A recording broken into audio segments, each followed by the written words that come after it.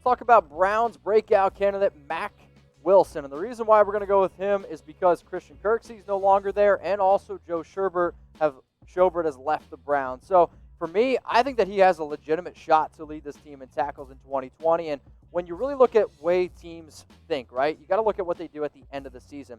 Played in 559 snaps after Week 11. That was second most on the team. That's 2 more than a guy like Myles Garrett. Also about 100 less than Shobert, but still, to me, Wilson, I think, is one of those players that he needs to be able to improve a little bit in the passing game, but he is a solid tackler, and I think that's why he could break out. Talented player, kind of slid in the draft coming out of Alabama. We were all surprised here in the draft how far he did fall, and we love the pick by Cleveland.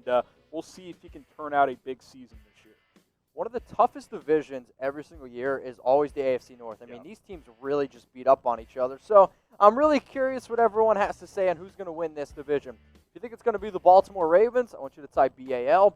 If you think it's going to be the Pittsburgh Steelers, type PIT. The Cincinnati Bengals, type CIN. Or if you're going to go with the Cleveland Browns, I want you to type CLE. Keep the votes coming in here. Keep them going. And if you want free coverage, 100% for the next 365 days, the link is in the description. So click that subscribe button. We're going to keep you as up-to-date as humanly possible. 100% free for the next 365 days. Click the sub button, or the link is in the description.